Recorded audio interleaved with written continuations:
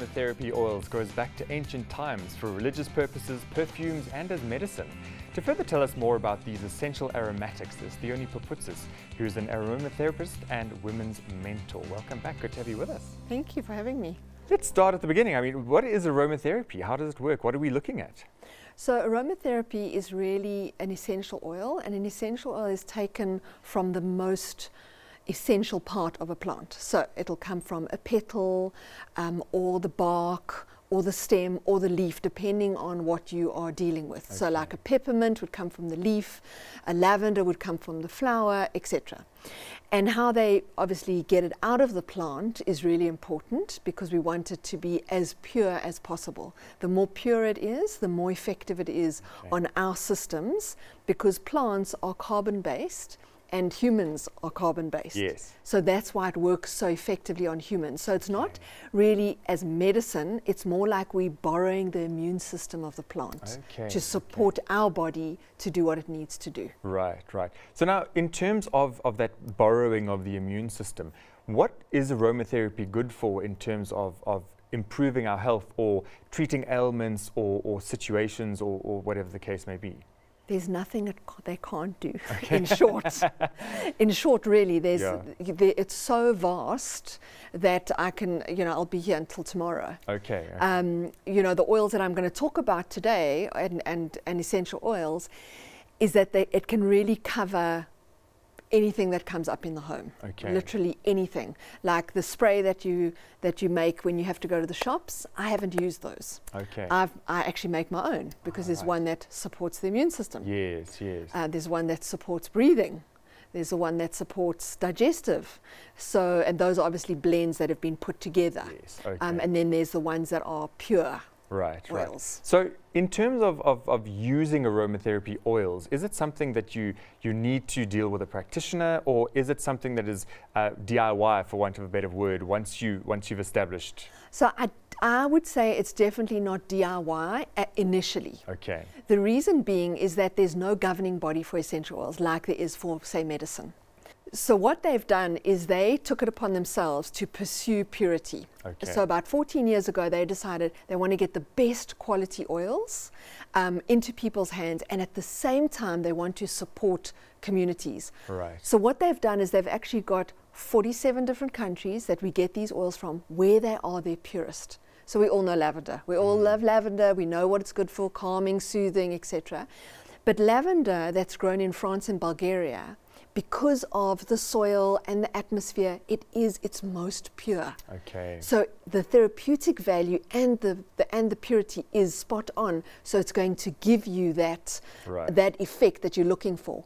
But if you're using a lavender, unfortunately, that you will just find on a shelf, that is not going to give you what you expect from a lavender essential oil. Okay. So now, in terms of a community, aromatherapists themselves would obviously help you to sort of find the better products that you can use, and also guide you initially on using the oils for your benefit. How does that system work so that people can think about getting involved or starting to use these kind of oils?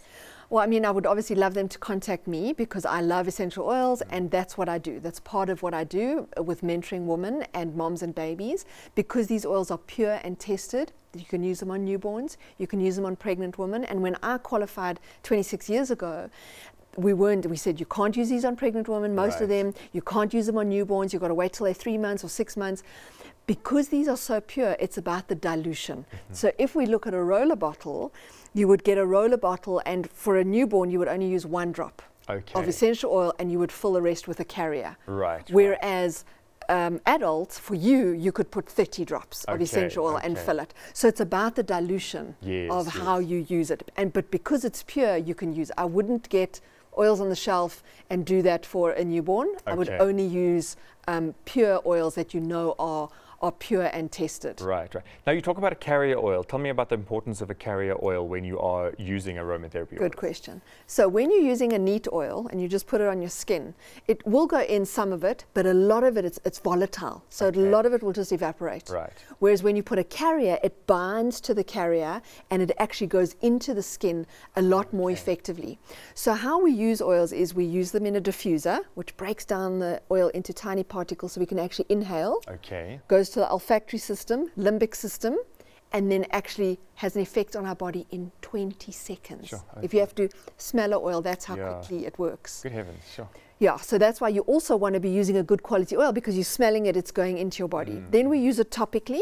So we actually use it depending on where. Obviously, if you've got head tension, you would put it here or at the back of the neck, or if it was shoulder tension.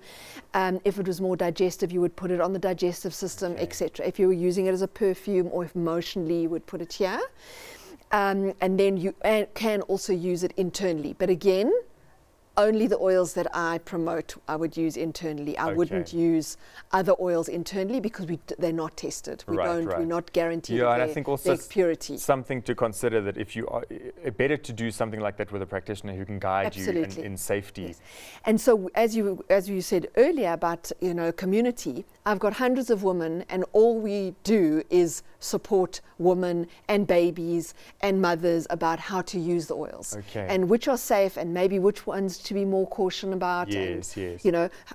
Be careful of this one, watch out for that one. And it's a wonderful community because, as I'm a doula, so if I'm out at a birth and I'm not there, one of the other moms say, oh, your child's got an elevated body temperature. Oh, well, you can use this, and this is what worked for me. And so it's beautiful to have that community, especially in the last couple of years of what we've been through. It's been wonderful for these women to have a community where they can go and feel supported. Very much so, yeah. So Theoni, let's maybe talk about some of your essential oils that you would suggest to people for certain things that are quite frequently dealt with. So definitely lavender is a wonderful, wonderful oil because it's the calming, soothing oil. So all of those things that you need to calm and soothe. So skin irritations and calming to go to sleep, all of that. Peppermint is also a great one. Great one for head tension, great one for cooling the body down. Right. Lemon. Now, lemon has got limonene in it. And limonene is really great for detoxing, but on a very subtle level. And what are some of the, you mentioned for stress relief and tension and things like that. Talk us through what you would use there. So lavender would definitely be one, and frankincense. Right.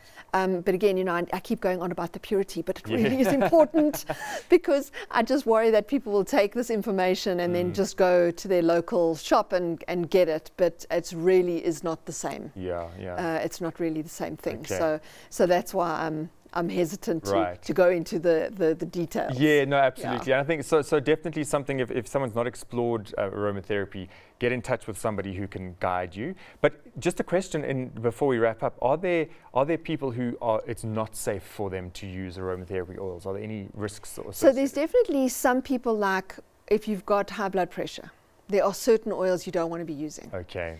If you are prone to bleeding, there's certain oils you don't want to be using. Right. But it's there's so few things that people that it can't support their bodies and their systems. Okay. Theoni, thank you so much. I think it's great to know that there's so much depth to this, and it's something that we hear about, but without engaging in it, don't know enough to really kind of see the impact. And you've given us some great insights there, so thank you for joining us. Thank you. Wonderful.